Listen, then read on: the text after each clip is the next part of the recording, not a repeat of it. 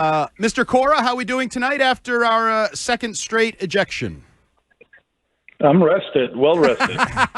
Are you going to fight with us tonight?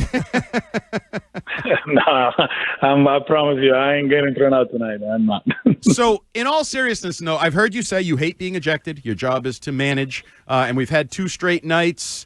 You know, how did those 2 unfold? And was last night's, from afar, it appeared like a little bit of it was personal, or there was a history with Alan Porter. Do you feel like that played into it last night? Yeah, the one last night, we had a similar play.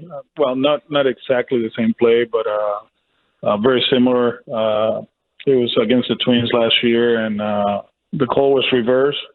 Von Grissom, he did block the bag. Minnesota came out and asked for the umpires to get together to see if they can reverse it, and they did. And Alan was part of the crew, so yesterday. Rengifo was blocking the bag. His explanation was that Toro was going to be out anyways. But I'm trying to make my point, and good or bad or whatever, I just felt like I needed to let it go, and that's it. But we've been talking about this. My job is to be in the dugout. Yeah, you got to defend your players, but I got a job to do, and of course, I got to make sure I stay around the whole day tonight. Alex, after winning 4 straight series, the vibes were kind of picking up in Red Sox Nation. People were feeling good. There comes the series in San Francisco. You lose 2 out of 3 there. The timing couldn't be worse. And now it feels like the first inning ERA issues have come back. The defense has been a little sloppy the last couple of games. Why do you think that's happened the last couple of games? I think yesterday, was Walker just being all over the place, right? Command-wise, we scored 3 right away, and they came back with 5. We did a good job throughout the game to get back in it, and then at the end they put some good at bats, and they scored the runs against Witt. In San Francisco, Saturday and Sunday, we struggled defensively. We didn't make plays, and it cost us the series, but.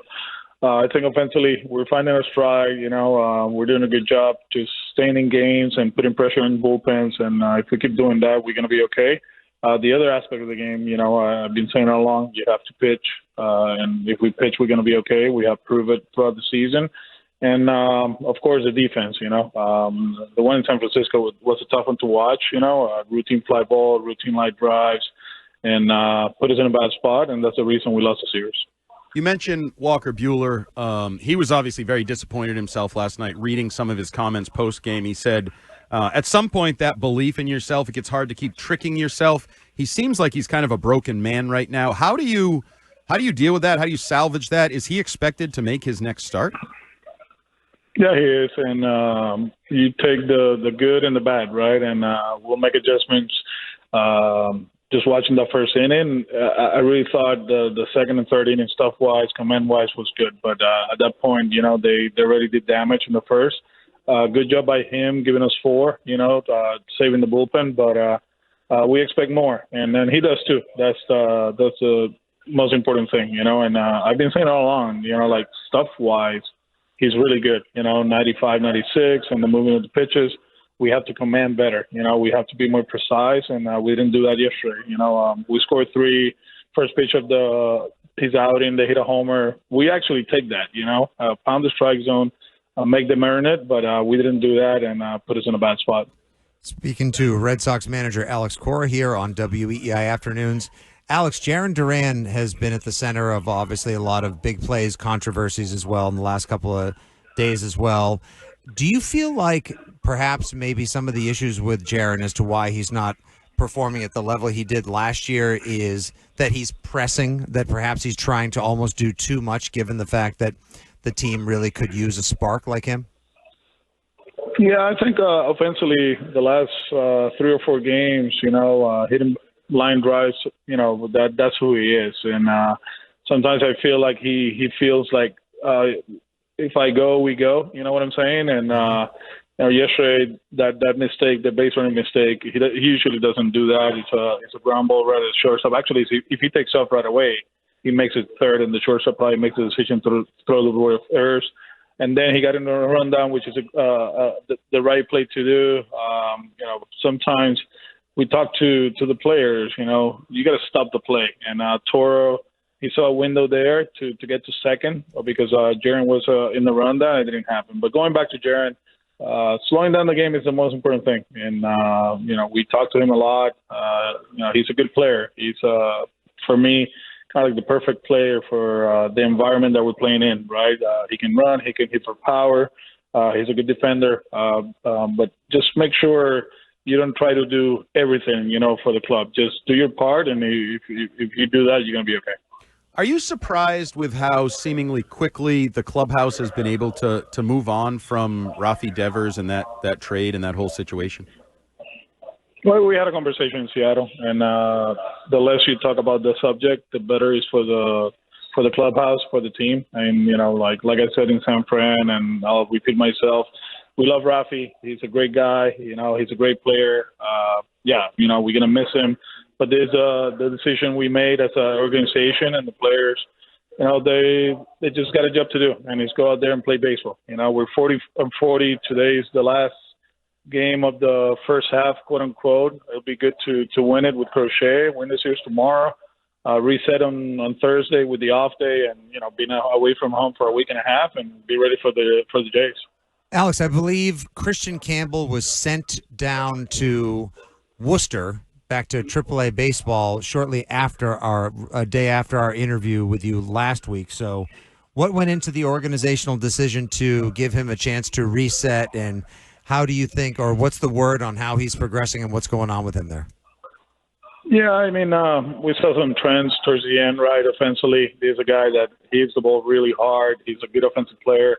But, timing-wise, it seems like he was off, and you could tell that he was feeling a little bit, right? And, going back to AAA, to the minor leagues, and take him away from this environment, the environment of winning every game and working his game and make the adjustments that he needs to make to be successful at this level. That's what we're trying to accomplish. He's going to start playing some first base down there too. Defensively, there's a few things that, he needs to do at second base. And like I said a week ago when he got sent down, he's not the first big leaguer that gets optioned, right? We're playing actually against one of the best players in the history of the game, Mike Trout. He got sent down and he came back, and he has three MVP trophies, and he's been solid. So, it's just a matter of reset a little bit, give him some breathing room, and go from there. Alex, I come from a world of football where we regularly ask the coaches and general managers, Elliott Wolf or Gerard Mayo, Mike Vrabel, who has final say on roster decisions and things of that nature. I don't ever really hear that question asked in baseball, so I just wanted to ask you, when it comes to roster moves and or the nightly lineup, who has the final say? Do you have final say on those things? The lineup, yes, I do. Yeah. As far as like roster construction, all that is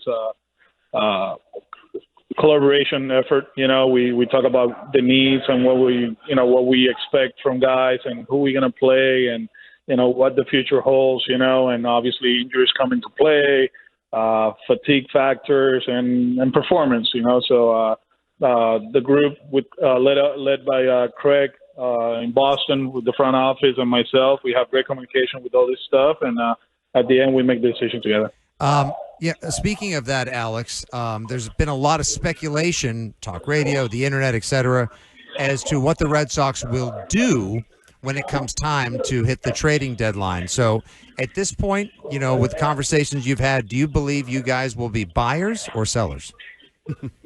I think at this point we have to play better baseball, right? We're playing 500. I know there's different ways now to make it to the playoffs, but we have to improve, and there's a long time. There's a few weeks for that to happen, and we have to put ourselves in a good position to, quote unquote, put pressure on the front office and the organization to add. We got some guys that are going to come out of the IL, and they're going to contribute. But at the same time, there's certain areas that we know we can improve. But, before we get to that, we have to be consistent. We're here in Anaheim, try to win this one, win the series tomorrow, and go home and keep playing good baseball in Fenway and see what happens. I'm not sure if you're aware of this, but Craig Breslow has become sort of a caricature on this radio station. People like to sort of break down his tone and the words he uses. Behind the scenes, you've talked a lot about you guys have a great relationship. Is there a lighter side, a different personality of Craig Breslow that maybe we don't see and hear in the media? He's great, man.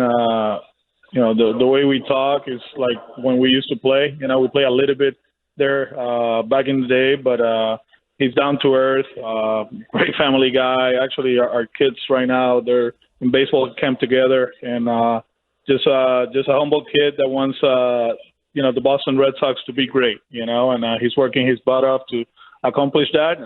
It's a tough job because not everybody's going to agree with the decisions that the front office make. It has happened throughout the history of the game, right? Nomar and Manny and John Lester and now Rafi Devers. We just got to be patient, and we have a good team. I think at the end of the day, he doesn't control what happens at 7:05. It's up to us at 6:30, whatever time we play, and we have to improve in certain areas and be more consistent. Alex, this next question comes courtesy of our Red Sox podcast, the Play Tessie podcast. You talked about a lot of roster changes that could be coming. You got several pitchers that could be making their way back up, as well as prospects that you guys received in the Rafael Devers trade. And you also mentioned Yoshida could be starting a rehab stint soon. So how long do you think it'll take for Yoshida to get through that rehab stint and get back to the roster? And how difficult is it going to be for you all to make decisions juggling the roster? With Massa, I'll talk to him on Friday to see where he's at as far as his swing and the repetitions that he needs in Triple or Double A to get ready for this level. The guy, he's a good hitter, and we can speed up the process with certain things, but I think at the end of the day, being in the batter's box matters, right? And he hasn't played a competitive game since spring training. He's healthy. The throwing is getting better, and we all know that him in the lineup is going to help us. As far as the decisions, that when you have good players and the roster, configuration comes into play, you have to make those tough decisions, and some of them are going to be popular, others not. But I think, having Massa and Alex in our lineup makes a lot of sense. They're great players. We just got to make sure they're healthy. With Yoshida and understanding some things could change between now and when he gets back in the lineup, do you have a role envision for him? Outfield, DH, both? Sort of is something in your mind right now? Like a hybrid? Yeah. I mean, if the throwing keeps getting better, we'll put him in the outfield. We'll use the DH spot to our advantage, but we need the at-bats. We want the at-bats, and when Massa's in the batter's box, he's a really good hitter. Before we let you go, we just saw the lineups out. Marcelo Meyer at second base. What went into that decision? And as good as he's looked at third, should I assume he's going to look pretty good at second as well? He'll be okay at second base. Just giving a bad swing against Anderson, playing Nate at third base makes a lot of sense for us. So we're very comfortable with him playing second base. All right, Alex, good luck tonight out west. And keep that promise, right? You're going to make it through 9 innings? I will. I promise you that.